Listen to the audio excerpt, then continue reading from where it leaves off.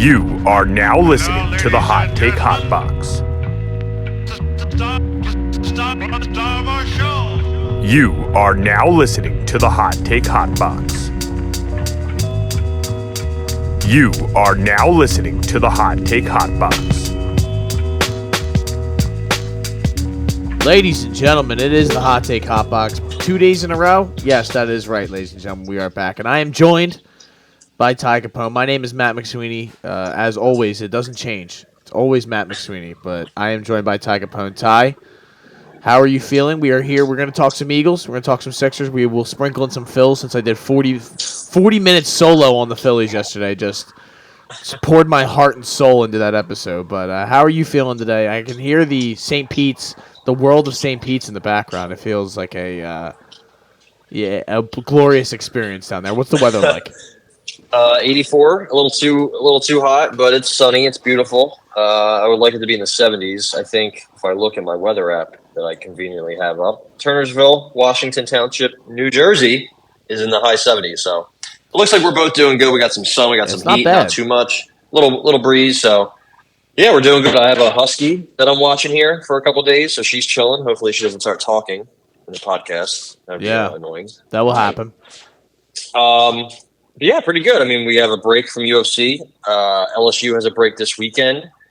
So I think this weekend's just kind of a chill weekend. A week of reflection for me. But a week of reflection, a week of Tyson Fury, Francis Ngannou. That's happening. Yeah. Randomly. And, we have some, not much to talk about UFC-wise. I mean, we have a shuffling of the deck for 295, but it should still be a good card. But in the sports world, we got NBA back, Sixers tonight. We'll see how that team looks. A couple former Sixers, they were tearing it up all preseason, and I kept seeing these Twitter accounts say, "Oh man, we should have kept Matisse Thybulle," and then he airballs a corner three. I'm like, so not much has changed. Not much has changed. People, it's one thing you need to know about Sixers basketball and their fans is that they get way too excited over Summer League and preseason and G League performances because they try to equate that with, well, if he did it there, he can do it here. It's not exactly the same thing. People aren't trying in preseason. People aren't trying in the G. Well, I mean, the G League they are, but the Summer League, that's just come on. Let's use our fucking heads, but.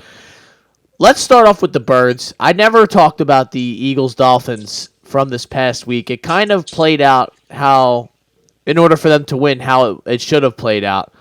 I think, it kind of showed what the Eagles are really capable of if they kind of decide to put it all together. But I guess I'd like to hear your opinion on what. Yeah, I mean, I like to hear the PFF grades as well, but. I mean, they really didn't turn the ball over. They kind of just did whatever they wanted to. Jalen's got a little bit of an injury right now, apparently, that he sustained, I guess, in practice. I don't know how. I mean, that doesn't obviously make me feel good at all, but holding the Dolphins to 17 points is a win no matter if we had won the game or not. That is a success, if you ask me. Yeah. I had a thought, and then it kind of just left my head. I don't know what it was. Oh, I'm glad you said that about Pro Football Focus. Anytime I post we're talking about, everyone's like, man, fuck them. I'm like, I get it. They're not the end all be all, but it's definitely a good tool just to have and just to use.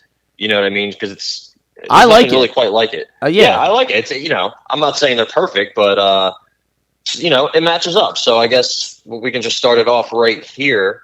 Our highest offensive grades were A.J. Brown, Jalen Hurts, Dallas Goedert. I mean, no surprise, right? Talk about A.J. Brown, though, dude. It's amazing. He's getting better. Exactly. Like, it's unreal how much every single week he tries to, outdo himself on a week-to-week basis. His recent game logs are unbelievable. I mean, just in the last 3 weeks, 10 137 and a touchdown, 7 131, no touchdown, 6 127, no touchdown. So it's like... I mean, just so far this season, he's almost at 1,000. He's got 809 yards. He has been on an absolute tear, especially since that Viking game. Don't know what they talked about. Don't know what the problem was, but they have come to an agreement, and unfortunately, somebody has to be on the losing end of that. And it seems like Devontae Smith is the guy that's kind of lost out on all this because I'm sure there's a lot of fantasy owners out there that are very upset because that guy has not gotten the looks that he necessarily got in the beginning of the season. And they're starting to work in Dallas Goedert a little bit, but For sure. But hey, a couple drops in the last couple games. Also had 11 targets in that Jets game. He's pretty much getting 5 targets a game, which, not great. He only had 1 catch against the Rams, 4-49 against Miami. I think he had a really good catch in the first quarter against Miami, right? He went up. I think he had the one he went up, came down, but then dropped it or lost it, and then he had another one where he caught it. So at least he's reliable, but his ADOT is down. It seems like his a lot of things are down this year. I understand somebody has to suffer from AJ getting all the love. And I see people are like, oh yeah, he complains and now he's getting all the targets. It's like, yeah, I mean, he's your best player. You want to give him the fucking ball, I don't have any issue with that. But yeah, a lot of blue for AJ Brown on PFF. I mean, 73, and then like you said, the Vikings game happens, and then boom, 85, 89, 85, 86, 87. Just consistently. It's crazy. He's what, 26. So it's kind of, he could theoretically get better, as long as he stays healthy. I don't know where I put him, but I think he might be top 3, top 5 for sure. Wide receivers in the NFL. I think the only ones I'm taking ahead of him are Justin Jefferson, Tyreek Hill, and maybe Jamar Chase. That might be a little biased. I think him and Chase are very similar. They're big bodies, so they're strong, but they're so good after the catch. I think AJ Brown's probably, if not, I guess Tyreek Hill is kind of in his own class, but yards after the catch, I think AJ Brown's right there. I'm trying to find guys who lead the league in that. Who else? Jordan Mailata, Jason Kelsey also graded out very well against the Dolphins. The rest of the offense kind of just, okay. Lane Johnson did okay. Other guys. And then if you look at our defense, I was really impressed with, especially our pass rush. I think one of the first plays of the game, Jalen Carter pushed back Isaiah Wynn and hurt him. He ended up having to leave the game, so they brought in their left guard, the backup left guard, and they were going their backup, I think, left tackle and center. And Lester Cotton, he got smoked. He gave up like 6 pressures. Josh Sweat was everywhere. Hassan Reddick was everywhere. Derek Barnett played pretty well in the snaps he was in the run game. Milton Williams. Eli Ricks. How about Eli Ricks stepping up? He didn't play much, 14 snaps, but he was targeted 3 times, 0 catches given up. Gotta love that. Somebody has to step up, right? Our high performer of the game, though, Darius Slay. I did notice that I didn't really see much of him. He gave up a couple catches, but he also had a pick. I think he had a PBU as well.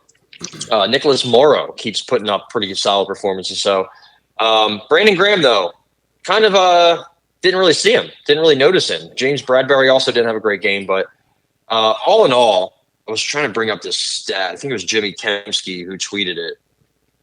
The the Dolphins have pretty much just run through everybody, but except for the 2 legit, I would say, teams that they played, the Eagles and the Bills. We held them to the lowest points, lowest yards, lowest first downs by far. Before 244 yards the Dolphins had against us. The least amount they had before that was the Patriots, 389. And people are going to talk about the refs. And listen, the refs were bad. The refs were inherently awful. And they probably, I don't want to say they favored us, but we were the beneficiaries more often than not. Even though that offensive offsides they called was absolutely pathetic. Yep. But it got negated, thankfully.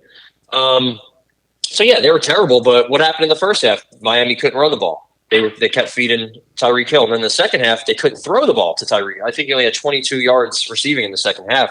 But they ran the ball decently in the second half. But they were never really in a rhythm. That's really what fucked it up for them. You can say the refs, this and that. They just couldn't get in rhythm. We Sean Desai, I think, has done a great job this year. Even with some injuries, we have a great defense, but we have had some injuries with in the secondary, and I think he's done really well, man. Mixing up the blitzes, mixing up the schemes, and adjusting. That's the big thing. I like the adjustments from half to half. Offensive coordinator Brian Johnson, still work in progress, but for sure, I think Jalen. Not enough people are talking about it. His play has not been great. He played pretty well this week, honestly. He hasn't been running as much, obviously, the injury you talked about, but he's just been missing some throws. The pick 6 was a fluke, and he should have thrown that. The fumble, that can't happen. So the turnovers are an issue, but what a great win. What a great win. It really was. The line was 3, and we, thank God I had that. We smashed that, and Yeah, sometimes we play down to competition. Sometimes we play down to division rivals, like most teams do. But when we play the top teams, we show up. We always have. So I'm really excited. We have a brutal schedule coming up. So that was, and I was really waiting to see how we'd bounce back because we had a bad loss against the Jets, and I was like, all right, we can't lose again against the Dolphins because Chiefs, Bills, Niners, Cowboys, Seahawks, all coming up after the next couple of weeks. So we shall see. I mean, we better not lose the Commanders. I want to smoke the shit out of them. We owe them a nice ass whooping, and then we got Dallas right after. So it's gonna be tough, right? Two tough division games before the bye, and then you go to KC, which I will be there for. Yeah. But I think I don't have as many problems. We traded for Kevin Byard. Love that. Yeah. I don't think me or you specifically talked about him, but we talked about needing stability and safety. And a couple key notes. He's from Philly. Love that. And now both of our starting safeties, Reed Blankenship and Kevin Byard, are both Blue Raiders from Middle Tennessee State. So that's kind of cool. Reed Blankenship went to Middle Tennessee? Yep. That's crazy. UDFA, baby. I thought he was a Georgia guy. I don't know. I don't know why I thought that, but there you go. That's goes to show you what I know. We have enough of them. But listen, I think anytime you're able to hold a nuclear offense the way the Dolphins are, to 0 points in the second half, essentially, with the pick six, you can't count that against them. But they basically gave up 10 points, 1 touchdown. They kind of just bullied the Dolphins exactly the way we really talked about before, how they were supposed to win this game. How do they win this game?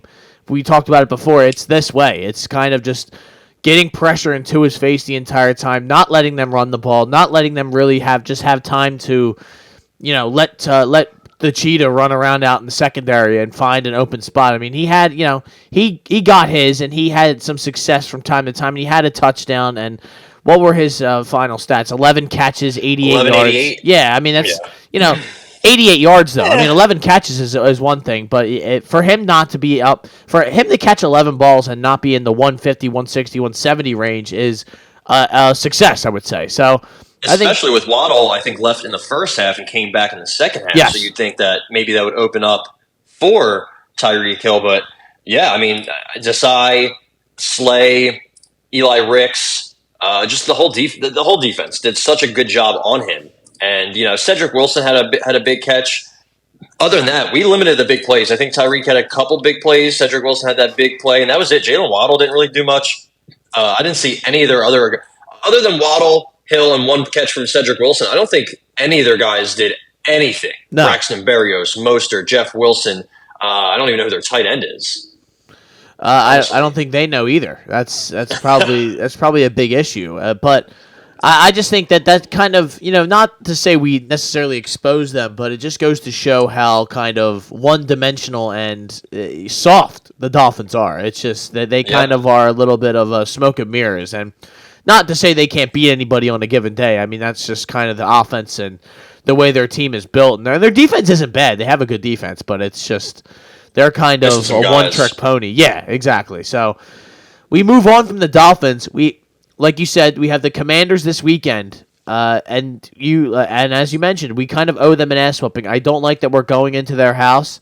They kind of really threw up a stinker last week against Tyrod Taylor and the Giants. So, they need a get back sort of game, and this could be, in theory, a look ahead game, but I don't think that that's going to be the case. I think the Eagles are going to come out ready to play, and I don't see why we don't go out and just, like you said, take care of business. Should be able to run the ball okay. I think this is going to kind of want to be one of them throwing games where maybe Goddard goes for 680 and a touchdown. Kind of similar numbers to the Dolphins game, but AJ Brown, I don't see. Well, I mean, their secondary is bad. The Commanders. So You saw what A.J. Brown did to them the first time. It had that Forbes gentleman in hell. Right? Yeah, it was. Yeah. It looked like he was gonna. He had a mental health crisis after the game, which was, deleting his Twitter, and it's something to expose though. It's what. Yeah, I mean, if I was having to cover A.J. Brown, I would delete my Twitter immediately after. So I don't blame the man. But I think that this it shouldn't be a problem, but it is the NFL, so you have to be wary and concerned at all times. As long as the front is good. Montez Sweat, Chase Young, Jonathan Allen. Yeah. Other than that, like you said, maybe your boy, former Eagles legend Casey Toohill, they got him too. But yeah, I don't see anything that concerns me whatsoever. I mean, the first game, we didn't really run the ball well. I think that kind of like set us backwards. Also, we had 11 penalties, so can't have that happen again. Devontae had a pretty good game. We had Julio. We didn't really use him much, but I imagine he doesn't have the separation ability that he used to have, right? So I'm not sure what we're expecting from him. I was watching the game with my dad, the Dolphins game. He's like, "Where's Julio? Where's Julio?" I'm like, "Dad, you got to relax. This is not Atlanta Falcons Julio Jones. Yeah. I promise you. Like, it's cool that he's here, but let's temper our expectations. Yeah, he's just a guy. So, yeah, hopefully, it's crazy. Sam Howell had has terrible game after terrible game, and he leads the league, I think, in sacks. And he also kind of does that to himself. But when he played us earlier this year, he was just slinging and dinging, especially at the end of the game. So cannot let Jahan Dotson just be open in the end zone when the game's on the line again. Hopefully that doesn't happen. But I feel confident in us. 27-17 or 30-13, whatever, something. I know it's in Washington, but that doesn't really matter. They came to the link and almost beat us. So we should take care of business. Not looking ahead, but just kind of like a get back game. Yeah, 7-point favorites. That goes to show you what Vegas believes is the likely result here. We should on the road. A 7-point favorite is just kind of like you should take care of business sort of situation. But always a lock. I don't know about any more with the whole knee thing, but the anytime touchdown. If you want to get in on the Jalen Hurts anytime touchdown is like my number one bet that I love taking that anytime I can get my hands on it. So I like it. But anything else really on the? I mean, I did like the Kevin Byard. We talked about that. How they needed a safety of some sort. They traded a fifth and a sixth, and Terrell Edmonds, who led the team in tackles last week. So see you later, pal. He was a part of that video when him and DeAndre Swift went to the Phillies game, and now he's on the way out. That was good. I did like that a lot. They're both kind of like new to the game, and they're like, "Oh shit!" Like I thought that was kind of cool. But see you, buddy. Yeah, it's kind of goes to show you how much of a business this NFL is. It's not no love lost here. They moved his ass immediately as soon as they could get a safety in here that can really play, and Kevin Byard can play. So he has struggled this year compared to other years, but he's played 1,000 snaps in 1, 2, 3, 4, 5, 6 years in a row. So I'm sure that's weighing on him. He's 30. He's not in his prime per se anymore, or his best days are behind him. But also, I look at some of his grades this year. I mean, he has a lot of blue, which is good on PFF for his whole career. But this year, it's been a little back and forth. But man, that team stinks. Like that is not a good team at all. You know what I mean? Like at the very best, they're like a 7 or 8 win team, which nobody wants to be. But his tackling grade is like an 89, and that's what we need. Our safeties can't tackle other than Reed Blankenship, and he has missed 1 tackle all year, 2 tackles all year. So he's usually pretty good in coverage, but man, I'm really excited. And I don't know who their other safety is, but I can't imagine it's anybody good. Their corners suck. So I think, man, Byard, Blankenship, Bradbury, Slay. That's good. My concerns the last time we talked about the Eagles, I might have sounded very doom and gloom, but it was mainly about the secondary. And now I'm content. I'm not saying, go out and get Patrick Surtain. I would love another corner. But I guess Bradley Roby's, they're going to rely on him to kind of be a slot guy. Maybe Eli Ricks can play a decent role, 10, 15, 20 snaps a game, rely on him, not too much, but I like what we're doing. Our linebackers are playing well. And obviously our front is disgusting other than, it sucks, but BG is getting older and, he's kind of a rotational guy at this point. But it is what it is. We have Sweat, we have Reddick, we have Carter, we have Fletch didn't play. But even at his age, he's still getting through. So our defense, Sean Desai, again, can't say enough good things about him in his first year here. So, I think we're trending all the way up. We're getting some guys coming back from injury. Literally right in time for this brutal schedule run that we have. So I'm excited, man. I can't complain. Yeah, and I'll take a guy coming into this defense as opposed to whatever that slop is going on in Tennessee, and I'll count on him making that improvement. And it's not a long-term thing, which you don't really need. You have a Sidney Brown, waiting in the wings, sort of, but he's kind of been banged up, and you're not going to count on him come playoff time. This is a Super Bowl winning move. That's what I like about Howie. He knows he can take the temperature, and he knows we need something else in that secondary. That's why of all the GMs, you got to trust that man more than any of the other ones, and especially in Philadelphia. It's just that he knows what needs to be done, and he doesn't really break the bank necessarily. Like you said, Never. he maybe could go out and get a Patrick Surtain and pay a first-round pick or something like that, but he'll go on the little bit cheaper route and get a player that's just on, not on that level, but a high quality player. And I believe this is a really good move for the Eagles. He'll make his debut this week, right? I mean, I think so. I imagine he'll be ready to go and get at least some snaps out there. Maybe if he doesn't play the full thing. I mean, Bradley Roby, they signed him on like a Friday, and he was out there on Sunday ready. Played right away, and then got hurt. Yeah, trying to guard Cooper Kupp. So it's what are you gonna do? It's a good move, and I hope they're not done necessarily though. I don't know what else they could do, but maybe a little something here or there. Like you said, maybe another corner. I don't know if a signing. I don't like that Bradley Roby's already banged up. I just feel like maybe they could use another slot corner-ish and kind of get Bradbury out of that position. But they use the Eli Ricks a little bit, like you said. Maybe they're going to try and sprinkle in them young guys in somewhere. But Eli Ricks, what do I call him? Benedict Ricks, I'm sorry, is his name, for being a traitor to the Louisiana State University Tigers by transferring to you-know-who. I was wondering where we were going with that, but it's all right. Hey, it's all in the past. It's all in the past. Did you see Brock Purdy got hurt doing they tried to call it the tush push, but it was essentially just a QB sneak. So I don't know. Yeah. All these people who are freaking out online, do they want the QB sneak banned, or is it just when people line up behind them is where they draw the line? Because I think they just want us to not do it, and they want everybody else to do it. Which I get. We're the only team that can do it, which is kind of crazy. Actually, who did I see just do it? I guess it was Purdy, right? Because they got it. But the way he did it, he kind of like I don't know. He's it's hard flailing to explain, around in the pile like a fucking fish on deck. And then he got fucking smoked, and I was like, whoa, that's not good. We've seen a couple tight ends get hurt here and there, but I mean, you guys get hurt every play. Literally, guys get hurt celebrating. So if there is anything they do, I could potentially, if there's a couple more injuries might have to happen, especially a bad one. But don't run it then.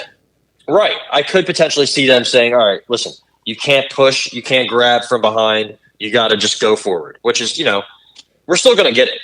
However, it would be a little unfortunate. I mean, most of the times when we get the QB sneak, it's not from, the tush push. Really, it's not anything about the push. It's about Jalen Hurts getting fucking low, Jason Kelce getting low, the guards inside getting low, and just going straight. I mean, listen, you don't need Tom Brady did it his whole career. Yeah. Because he's not an idiot. He's a big dude, so it shouldn't be that hard. Justin Herbert, you're 6'6". Grab the ball, squat your ass, grab the ball, and just fucking dive forward. You're 6'6". Should not be hard. Should not be hard at all. I still will say this to the day I die. I could not believe how big Tom Brady was when I went to the Eagles game and saw him come out of the tunnel. It was such a large human. I was like, nah, it makes sense why he is the greatest quarterback of all time. Like, he is regular guys aren't out there behind center. It is fucking superhuman. It's no Baker Mayfield, genetic freaks. Sure. Yeah, exactly. So that is pretty much all I have on the NFL. I was gonna try to go through the NFL, but I really don't care all that much. It's too early in the season to get all worked up about. We're not in the playoff the discussion yet. All of these teams are still trying to figure out who the real players are, and everybody's going through their own shit. 49ers just lost Debo for a couple weeks, and the Cowboys are the Cowboys. Who really cares about them? Nobody in the Lions are there, but I don't take the Lions seriously. I think they're a physical football team, but yeah, they just got the doors blown off them by Lamar. The prime Lamar looked, MVP Lamar was out there. Yeah, and yeah, I mean that's pretty much it. And the South is the South. It's an absolute joke. So I don't think the Eagles should have a big problem getting back to the Super Bowl at this current moment. The way things are, the landscape is currently, but. Ty, we have the NBA starting, and it is already underway. I mean, it's currently happening. And do you care? That's what I want to. Not only about the NBA, we all love the NBA. I love watching the NBA, but our Philadelphia 76ers are going to start their season tonight against the Giannis and Dame Lillard led Milwaukee Bucks.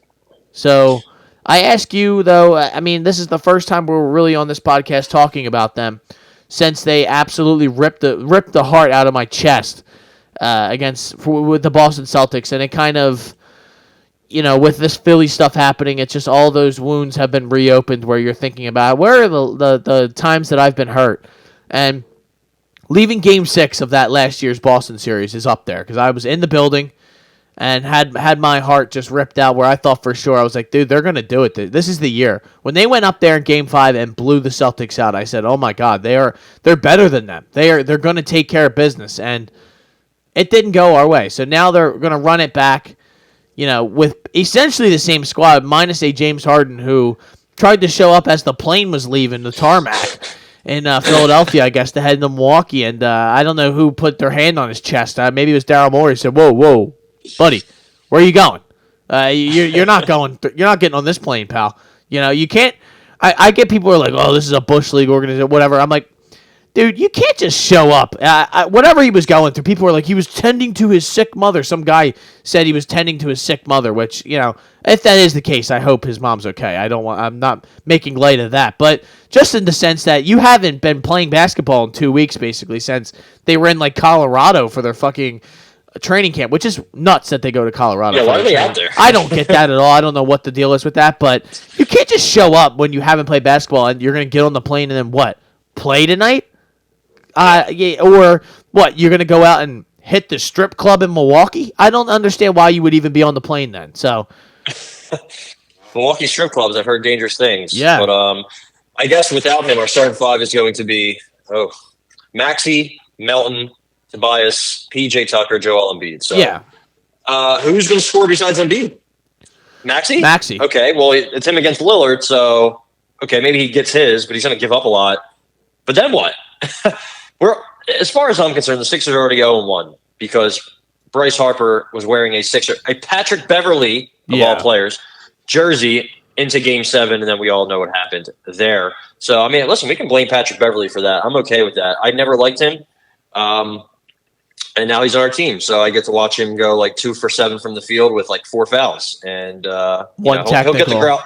Yeah, one technical, maybe a 3, a broken leg, and then the crowd will be like, "Yeah, we're pumped up," and I'm like, "Yeah, we're down 7, so maybe he should do something else." But off the top of your head, who is the leading scorer in the NBA this year so far? It's not Luka, right? I mean, I just watched Luka. No, he's up there. He's up there. He does have a triple double. So we're basically going off one game. Yeah. I don't know. Booker Booker's had a up good there game. as well. It is Cam Thomas from the Louisiana Nets? State University and the Nets. 36 points in 25 minutes, which is fucking crazy. He is a bucket. He was last year when there was all them injuries. Yeah. Now he can shoot, 2 for 25. He'll do that. But leading scorer in the association. Harrison Barnes also decided to go crazy last night. I think he was 5 of 7 from 3. Desmond Bane had a 31-point effort. Kristaps Porzingis looked good in Boston. Looked really good in Boston. Helped them get a win. Pretty good first day. Max Strus came out here slinging. The Wizards gave up 190,000 points. Yep. So, yeah, I was talking a lot of shit, but I'm kind of excited for the NBA to be back. Zion looks good in his return. Chet looked pretty good in his limited time. Same with Wemby. He got his ankles absolutely broken though last night. Chet. Yeah. I didn't see that. That was a tough one. Yep. That'll happen. It happens. Welcome to the league, brother. Nothing wrong with it. Zion dunked on somebody. I forget who, but my boy SGA, he looked awesome. He has such a deep bag. I mean, his move, the way he accelerates and decelerates, gets to the line. He's one of my favorite guards in the entire league. So I'm definitely going to keep my eye out on a couple teams: the Thunder, the Pelicans, the Spurs. Honestly, they look pretty good. I don't think they have a lot on their team, but they look pretty good. So I'm pretty much invested and interested in everybody but the Sixers, which is sad because, I think we can still win 40 to 50 games, but maybe we don't. A lot hinges on what we're doing with James Harden.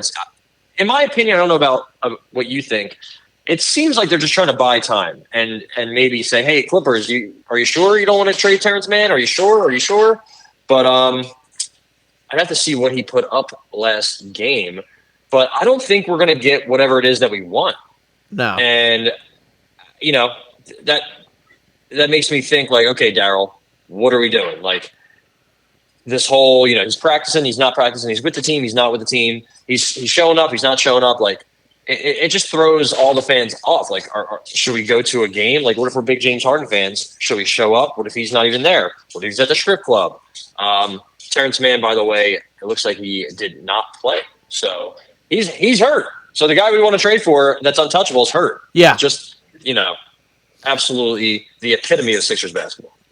Yeah, and like the Sixers have a little bit of a better bench or some better options, I guess. I don't know necessarily if the guys like, Pat Bev and Kelly Oubre are going to change the world, but it's more of just the better names than some of the guys they were pulling off the bench last year, where they had to go to a Paul Reed or, names like that. I mean, they have Mo Bamba out there just kind of hanging out. So, I mean, again, I don't really.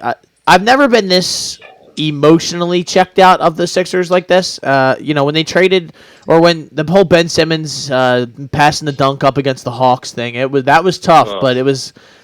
You kind of had like a light at the end of the tunnel thing where it's like, well, if they get rid of Ben and they get somebody for him, then I'm back in. And when that happened, I was back in. I was like, wow, they got James fucking Harden, former MVP, yada, yada, yada.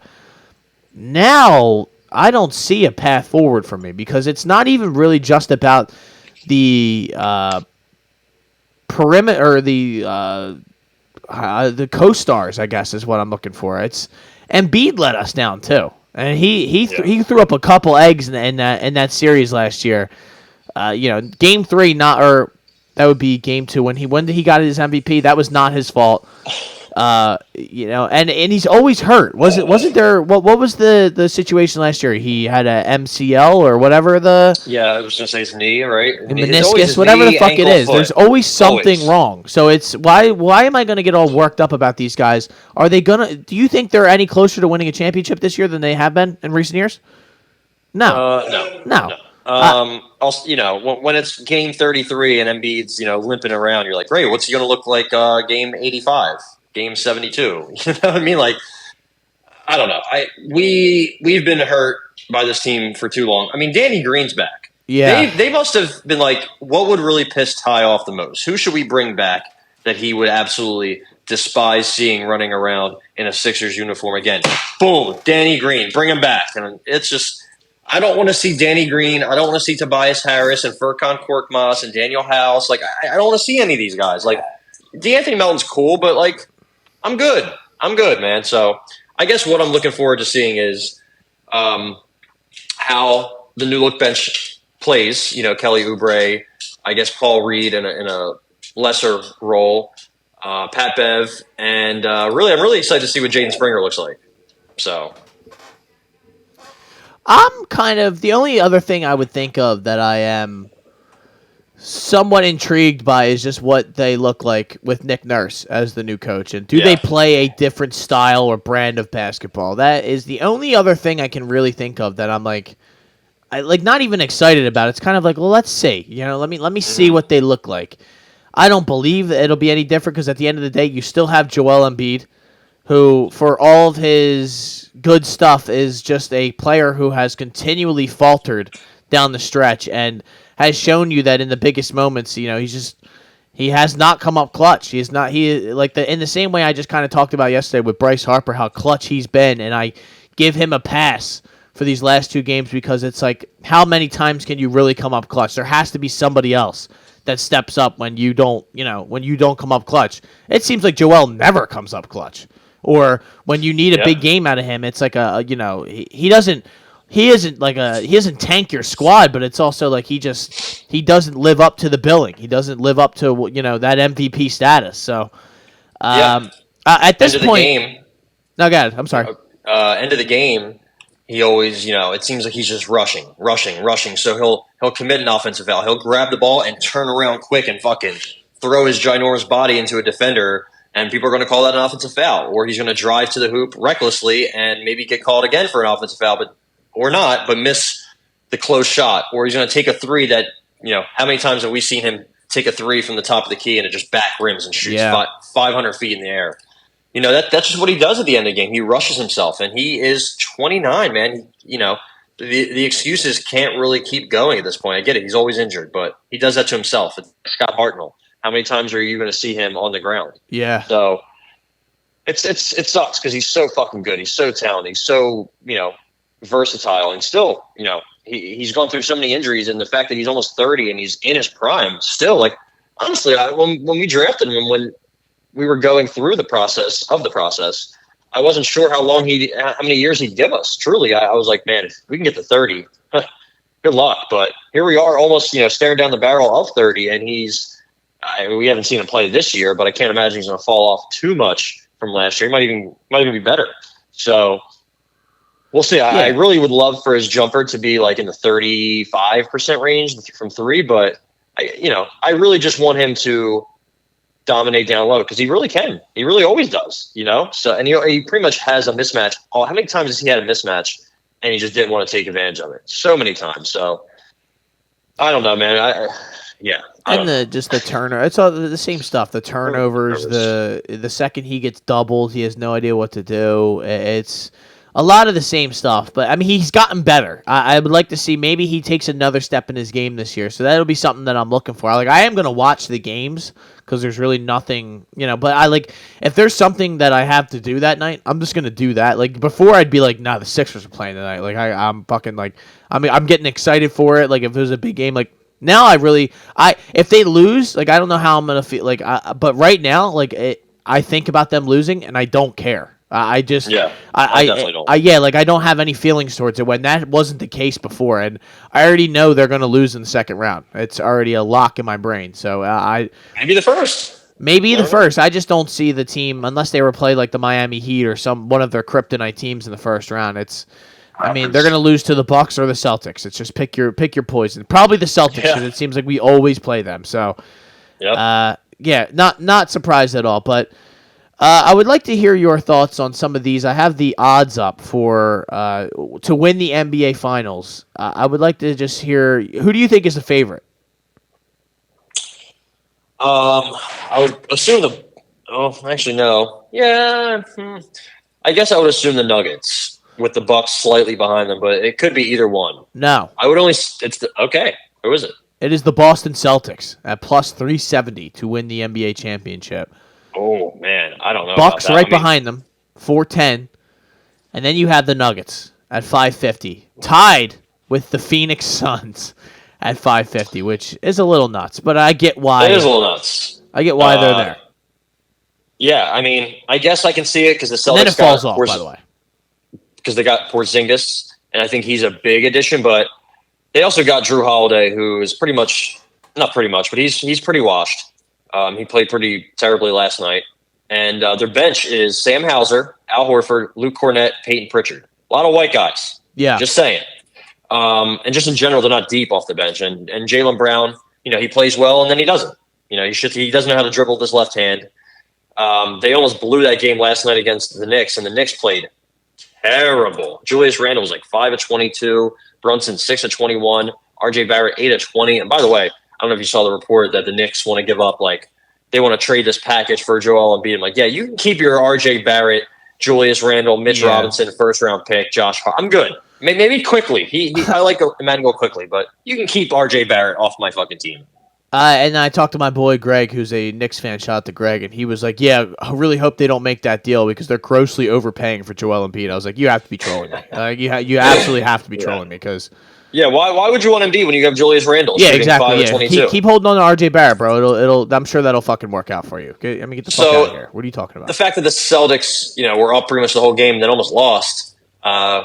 I don't know, man.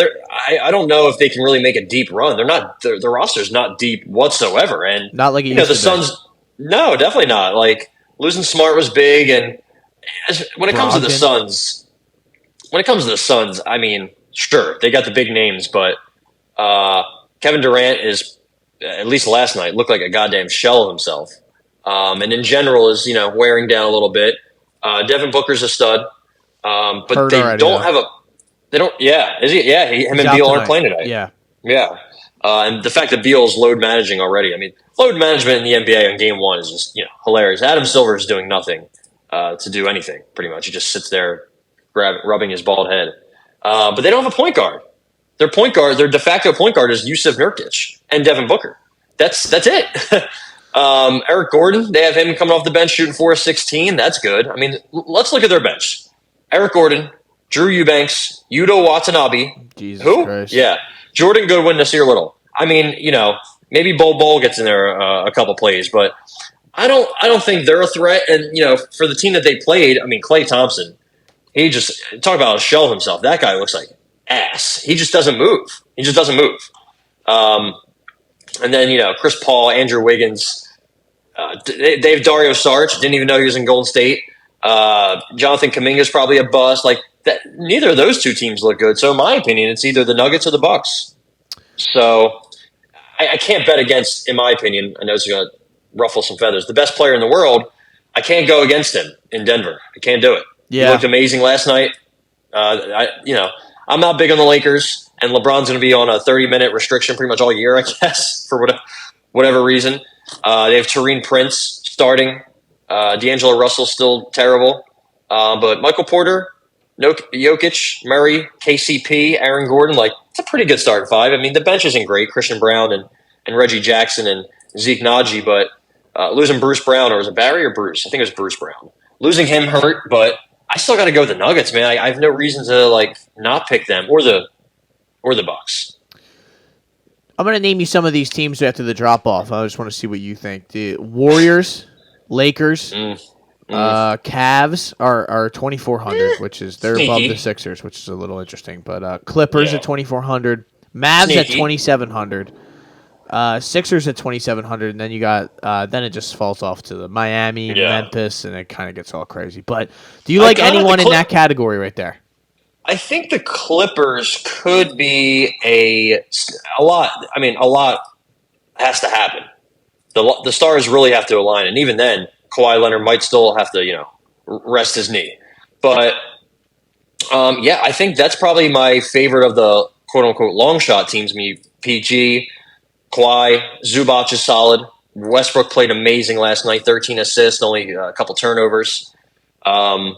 Robert Covington, not great, but he doesn't play all, the whole game. He just starts a little. Bones Highland off the bench, solid. Norman Powell, solid. Terrence Mann didn't even play. So they have a pretty solid bench. Plumlee off the bench is just okay. They have a bunch of decent pieces. A couple decent rookies: Jordan Miller, Kobe Brown. Nicholas Batum's still hanging around, which is crazy. Kenyon Martin Jr. makes me feel very old. Yeah. So I don't know. I kind of like their team, man. I kind of like some of the. I don't love Westbrook, but I think he fits in with what they have really well. They kind of need a run and gun point guard to kind of go with the style of Kawhi, the style of PG. You have big Zubac down there. You have Covington on the 3-point line waiting to shoot a three. Terrence Mann is a nice change of pace from some of their other stars. So I kind of like the Clippers at their odds. I guess who else did you say that kind of intrigued me? I like the Mavs too at 2,700. The Mavericks. I don't mind. I think they're a little top heavy with Luka, but obviously when you have Luka, it's going to happen. But some of their other players, Grant Williams played his ass off last night, so that could be an interesting piece. Kyrie, we'll see. I mean, he's kind of a cancer, but he's also a guy that can just dominate the ball and really just win you a ring like LeBron. Or at least help win a ring. Tim Hardaway's can heat up. Derek Lively, what a great pick he was. 16 and 10 in his first game last night, 7 of 8 from the field. Seth Curry doesn't even play for the Mavericks, which is crazy. Also, Dante Exum, welcome back to the association, brother. I didn't even know he was alive. Dwight Powell off the bench, Josh Green, pretty solid young player. So I'm with you. I kind of like the Mavericks. I kind of like the Clippers. Will they win it all? Probably not, but for those odds. But for a long shot kind of bet, absolutely. I like that. I mean, I feel like the NBA is kind of open. If the Bucks or Nuggets, if you put them aside, and if one of those two don't win it, I don't even know who would. I mean, I guess I wouldn't count the Lakers, but their roster management, their construction of their roster is pretty gross. So I'm not going to be. I do like LeBron. I will root for LeBron to win, especially in his older age now. But I do like AD. But yeah, it's not going to happen, Laker Nation. I'm sorry. MVP. You got Jokic at the top. Luka, Giannis, they're kind of bunched together. Same with Tatum. Then you got Embiid, Booker, Curry, SGA, Kevin Durant. I don't think any of the guys from the Suns will win it, but no. yeah. I mean, what do you make of that? No LeBron anywhere to be found. Which LeBron's at plus 5,000 now. Crazy, but longer I mean, the it makes days sense. gone that he would be a big time favorite, but it makes sense because again, I saw a report that they want him to be around 30 minutes per game, which is fine. 30 minutes isn't bad, but he's used to playing 40 pretty much every game. But he's old, man. He's getting old. You gotta at least contain him while you have him. My sneaky MVP pick. What's Luka? He's not sneaky, but what is he? Plus 55 or 550. So I mean, not bad. I think I would go him. My sneaky pick would be Shai Gilgeous-Alexander. Yeah, I love him. Plus 1,800. He can stat pad. He puts up a bunch of different numbers. He's going to be leading that team. I just don't know how good that roster is going to be. Like, we've seen in the NBA, the MVP winner, their team's pretty much top 3, top 4, top 5 maybe, but usually a top 4 seed. Yep. In their respective conference. So it's going to be tough for the Thunder to do that. So that's why I think Luka, Booker, Tatum, I think obviously Jokic. But I mean, honestly, dude, Jokic might win it again. If they're the number 1 seed and he's averaging a triple-double, last night he had, I think, 29, 13, and 11. Effortlessly. So, I think it's good between those two. Luka and Jokic. Yeah. They're going to go back and forth all year. I mean, Luka had a 30-point triple-double last night too, which is fucking crazy. He also, from what I saw, he looked like he was in way better shape than he has been. He doesn't look like a big pig anymore. Like he, looks like he lost some of that baby fat or that beer belly that he usually has during season. But maybe that only gets worse as the season goes on. He has to fill his time during the day by just having a couple cold ones before a playoff game. You never know. But too many Slovenian bathhouses. Yes. Hey, I would only I can only dream. I'm just kidding. 6. I don't know. I really care about any of this other stuff. So I guess. Ty, before we get out of here, I mean, do you have any NHL to discuss? Do you? I know you fancy yourself a hockey aficionado, but my Flyers took a hard L on the night the Phillies lost. They blew a third period lead to the Vegas Knights, Senators? Which was no, that was the Senators. They just got cooked by that. Wasn't even really close, but I mean, tonight we got the Wild. It's we're a little bit of an underdog, so maybe we put a little bit of something together. But I just I actually am more excited about the Flyers than I am the Sixers, and I can't imagine the last time that I said that sentence. So yeah, just looking at the Flyers team now, it looks like Sean Walker playing top pair of minutes. Yep. I'm not sure how that's working. I haven't watched them play really, the Flyers, but they are 3-2-1. Right, yeah, so not bad. I mean, the Blackhawks, I've watched them a little bit, and they just look like shit. It's going to be a long road. They're 2-5, they have 4 points. Yeah, they're bad. The San Jose Sharks are really bad. If you have a chance to watch them play, holy hell, they have a minus 15 goal differential already. It's been 6 games, so. Yeah, they're plus 280 tonight. They're bad. Vegas is nasty. The Bruins, again, it seems like the Bruins start every season 10-0, 15-0, 25-0. It's Jesus Christ, man. The Bruins are just a wagon every year. So yep. I hate that. But it's good to see the Red Wings are playing well to start the season. Who else? Any other surprises? Yeah, Dallas Stars are good. Vegas is good again. I mean, ever since Vegas formed as a team, they're just a juggernaut. The Canucks, the Kings, yeah. So not much. I mean, it's still early in the season. I will look at some of the stat league. Who's leading the league in points, do you think? Probably some guy I've never heard of. I don't know. If I had to take a guess, let me get Nate McKinnon. I don't know. There you go. It's I don't even know if he's fucking playing. Close. Yeah, I don't know if he is playing, but Mikko Rantanen, for what it's worth, is top 3. But number 1 is Jack Hughes. 17 points in 6 games is That's pretty remarkable. Yeah, that's pretty Dylan Larkin has remarkable. 14, and then goal-wise, Alex DeBrincat in 7 games has 9 goals. Sam Reinhart and Austin Matthews each have 7. So Tyler Toffoli having a good year. The Devils have a nice roster, man. The Devils are really, really looking good. They're all like 21. Is McDavid still alive? He he is alive. He is alive and well. He is not up here in points, but Leon Draisaitl is. So it seems like somebody. Yeah, Connor McDavid, 8 points in 5 games. What a bum. No, he's not playing tonight. Yeah, and Dmitry Orlov of the Carolina Hurricanes is a -11 already. So that's good. So I guess he's hurt. I don't know what's going on there, but yeah, that's one of the guys I always try to tune in. He's a true blue superstar, and Austin Matthews is good too. But Ty, before we get out of here, I gotta get your thoughts on what happened a little under 48 hours ago. The full on collapse of the Philadelphia Phillies to the Arizona Diamondbacks. Now the Arizona Diamondbacks will play the Rangers tomorrow. They will throw Zach Gallen, who's talking shit on Twitter with a 7.36 ERA in the NLCS. But I ask you, Ty, typical Jersey kid. Yeah, what were your thoughts on everything? Telling people to go get spring training tickets for next year. Like, go fuck yourself, you clown. Take your glasses off, you fucking geek. But yeah, also pitch better, buddy. Yeah, pitch better. So I guess just to recap the series, to come home with a 3-2 lead and only score 3 runs, disgraceful. 2 of 17 with runners in scoring position. I don't know if that was in Game 7. No, I think it was the last 2 games. Or was it the whole series? I don't know. Disgraceful. In the last 2 games at home, Nick Castellanos, Trey Turner, Bryce Harper are combined 0 for 23. I mean, what more can you say? Really, you can't have that. You know, my dad was one of the Kyle Schwarber critics during the regular season. Even he was like, man, at least he's showing up. At least he's drawing walks. At least he's drawing tough at bats. Yeah. Nobody else is. Trey Turner's a fucking limp dick up there. Auto out. Just auto out. Just weak contact too. I mean, you know, I don't want to let him off the hook because he's the $400 million guy, Bryce Harper. But you know, at least he was making some loud outs, right? People are terrified when he's coming up. He has a good eye still. He's laying off. You know, he's not striking out that much.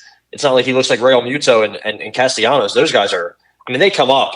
If you're a righty, just throw them sweepers. That's all you got to do, and they're going to swing and miss. Brandon Pfaadt pitched fucking great. I had his over on strikeouts at 4.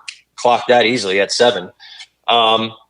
Did give up a bomb to Alec Baum, so who has actually been one of their, it seems like, clutch guys in the last at least couple games. Other than that, man, they just no life on offense. Brandon Marsh gives you a little life, right? He'll lead off the inning with a hit, maybe steal a base or take an extra base. But man, they got to figure out what they're doing in the outfield, in center field, because Rojas, Pache, Jake Cave, those you cannot have the season on the line and Jake Cave up the bat. That can't ever happen. The Dodgers had something similar against the Diamondbacks in Game 3. They had Austin Barnes, who hit like 112 in the regular season. They had him up the bat with the season on the line. Of course, first pitch he weakly grounds out. So they're going to have to do something about the outfield. I don't know if Castellanos can play right field. Anytime a ball's hit to him, it looks like he takes a terrible first step, whether he's back or in. Also, I hate, or not hate, hate's a strong word. I do not like Nick Castellanos. After one of the games, like, you're the first player to do this. You hit a bunch of home runs. He's like, yeah, what was your question? Yeah. I didn't like that. But, I mean, that's, who cares? But that's just me nitpicking, I guess. But also, just as a player, I mean, he'll give you some pop. He'll hit a home run when somebody dies. And then what? He's also kind of an auto out. So, yeah, he was definitely an auto out this series.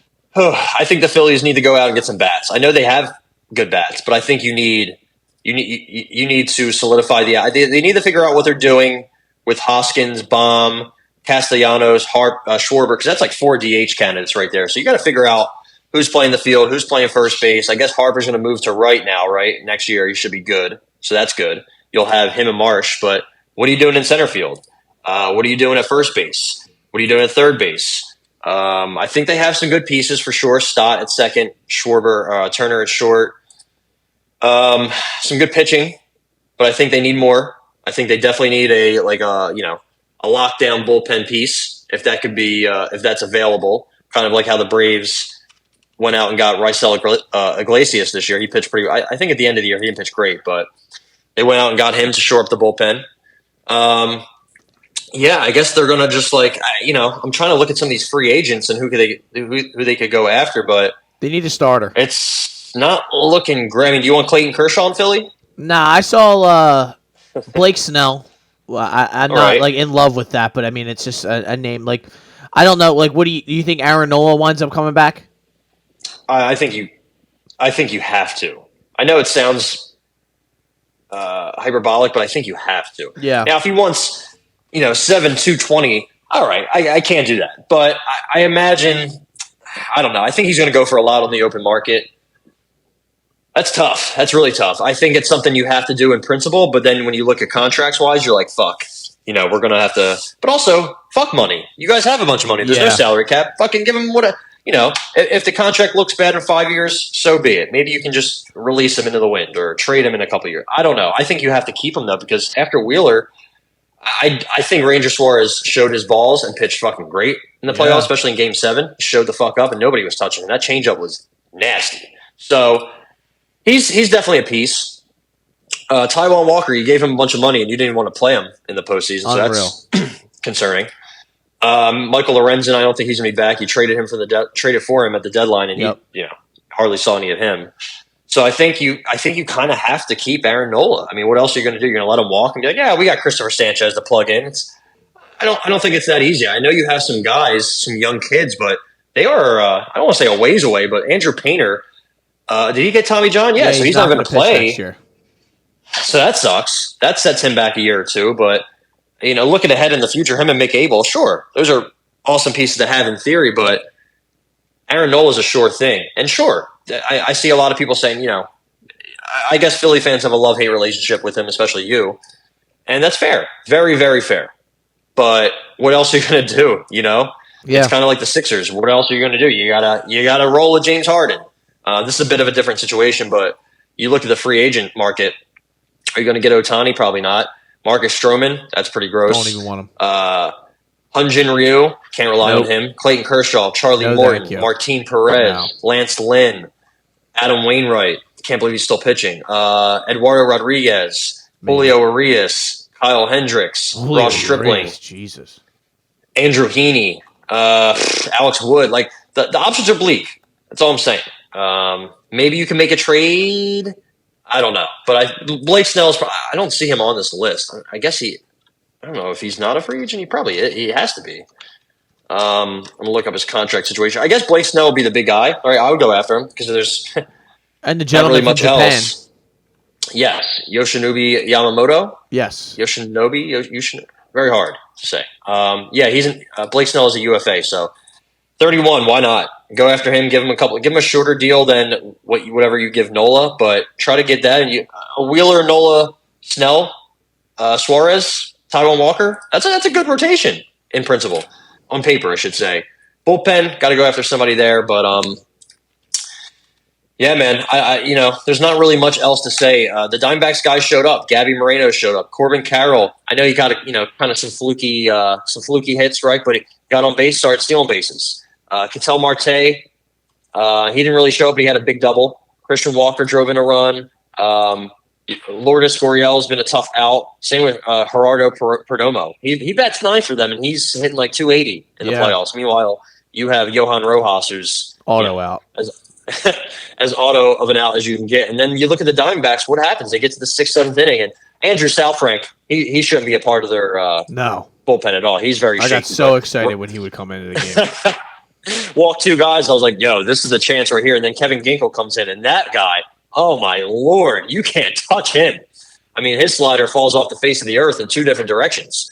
So going Ryan Thompson, Kevin Ginkel, Paul Sewald, good luck. Good luck. And that's something the Phillies, they need. Matt Strom, solid. You bring Wheeler out of the bullpen, he's untouchable. Alvarado, yeah, he didn't pitch great in Game 7. I think he gave up the lead, right? So yeah.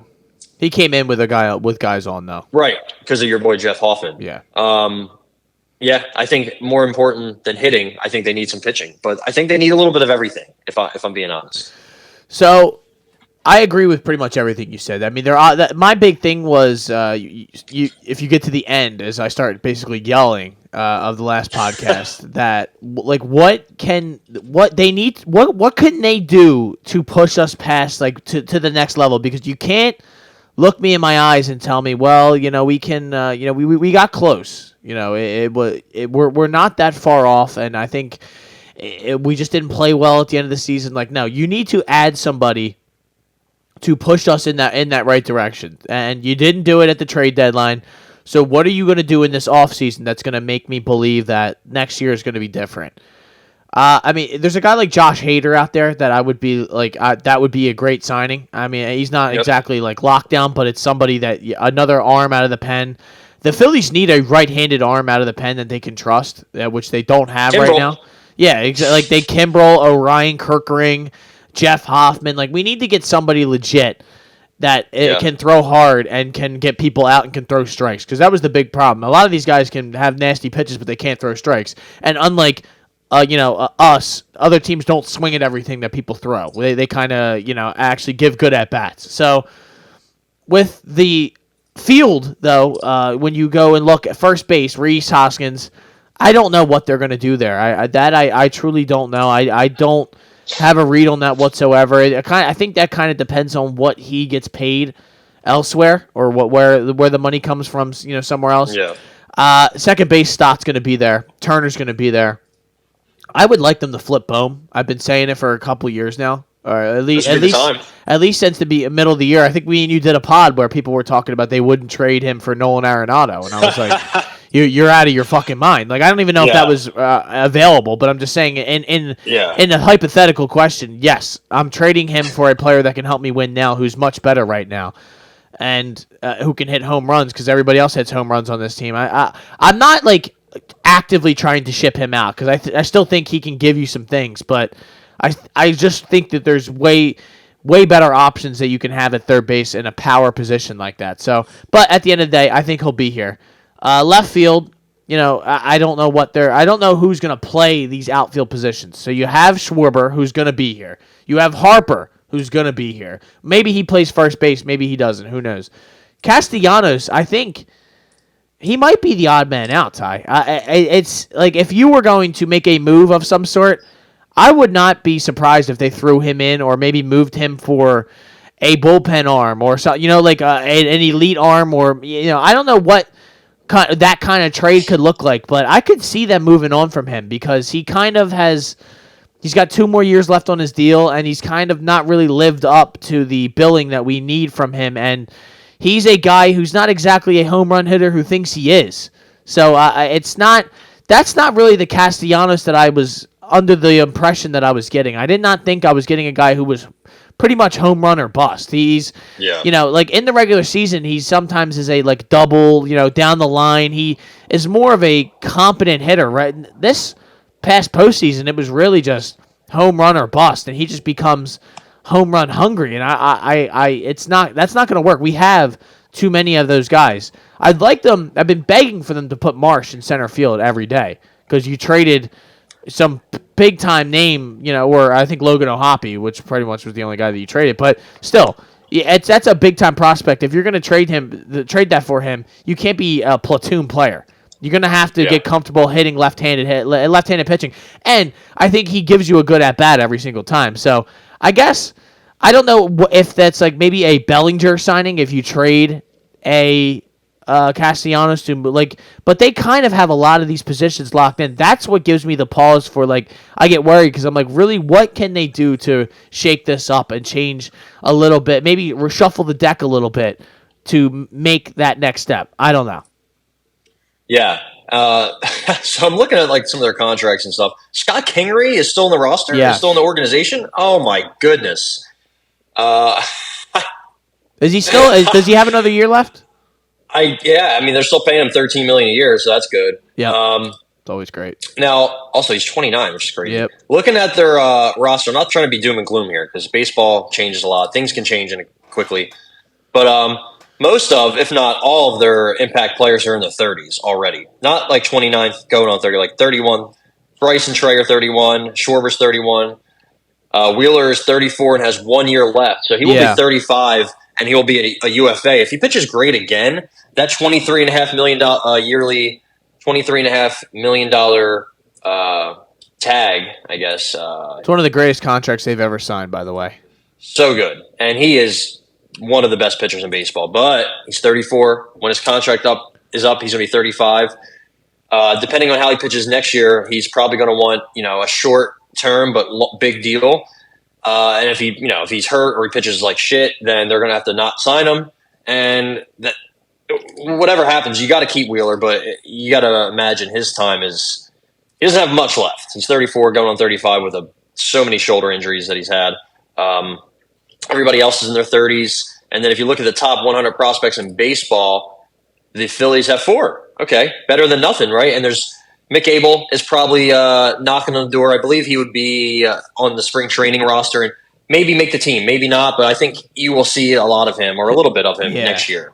Yeah. Andrew Painter, meh. Yeah, obviously he's cooked for a little bit, but I think in the next year after that, you will see him. Yep. Justin Crawford. Yeah, he's got like 3 years. Yeah, Aiden Miller, not sure who that fella is. They just drafted him. He's the third baseman. Okay, he's one of those guys. He just looks like a ball player, but he's not. It's not going to happen anytime soon. I'm pretty sure he was a high school guy too, so I don't see him coming up anytime soon. Yep, and he's from Florida. Shout out to him. And he didn't even play his senior year of high school. Broken left Hammett. Yeah, Hamate. Yeah, that shit that fucking Trout did.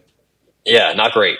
And he's already top 100 prospect. So that's good. And he's a third baseman. Again, that's awesome. But he's 19, and he missed his senior year of high school. So those guys are a bit a ways away. If you have to trade one of them, maybe you do. But, they don't have an amazing farm system, I would say. It's pretty good, though. It's gotten a lot better. But also, they're not that great. They're not that young. Yeah. They have a bunch of money paid out to Harper, $330, Trey, $300, Wheeler, $118, which is a steal. Nick Castellanos, $100 million. Yeah. Not great. Ray Almuto, $115, not great because he is. I don't know what happened to him. Honestly, I feel like he fell off or is falling off. But it's going to be an interesting offseason. They're going to have to make some moves, right? It doesn't at this point when you come off back-to-back pennants. And you did lose in the World Series and you had a chance to go to a second one, people are going to be upset. And that emotion is going to carry over until spring training starts. And they're going to want to see some names. And we wanted to see some names for the Sixers. We didn't really get any acquisitions, really. But Philly fans are going to want a pitcher. They're going to want a power hitter. They're going to want something, right? Somebody who can play defense because it seems like half the team can't field. So, yeah. I think you just got to make some moves and make the right moves. Yeah, and by the way, Castellanos has 3 more years left on his deal, which is it's not great, but not good. Yeah, I think we can put a pin in it right there. We could talk about it. We're gonna have more pods, especially after the World Series and when free agency really starts to kick up. Could you see Trevor Bauer getting back into the majors? I don't know if it's going to be like a Phillies thing, but I'm just saying in general. He still has some. I think he got cleared of the one case, but I think he still has a couple more, which is not great. I think multiple states too. I think he has a case pending in Arizona, one in Ohio, and I think that might be it. But either way, I hope not. Even if he was wrongfully sued or convicted or accused, which sucks. But I hate him. I've always hated him. I think he's a shitbag. Never really liked him. Yeah. But I mean, if he is cleared of whatever he is accused of, it's really hard for me to know. I'm not a lawyer. I'm not his lawyer. It's a bunch of he said, she said. I don't know. I could see him getting back in because he is in Korea, right? I think that's where he is. He's not in Mexico, is he? No, okay. He's in Korea. The MLB doesn't really care. They'll give second chances to guys. So I could see it. If the Phillies signed him, I don't think Philly fans would be. I don't think Philly fans are the guys who will be like, "Oh my God, I don't want this kind of person on my team." They'll take anybody as long as he's good, right? Well, there's a segment of the population who are already like saying that, thank you for what you gave me, the happiness that the Phillies gave me. You're a fucking loser. I will say this, and I hope anyone out there that hears this, you are a fucking loser if you think that way. I'm just gonna be honest, because You could go watch a movie and get happiness. It's your team failed. The team choked and the team failed. What are you saying? Like that they gave you all this happiness and that the ride was fun. Of course, the ride's always fun. It's fucking over now. Time to get off. Spit all over my mic, but fuck, god damn it, I don't care. So get off the ride. Stop making excuses. King of Ka has shut down. Closed. Get off the fucking ride. But yeah, that's it.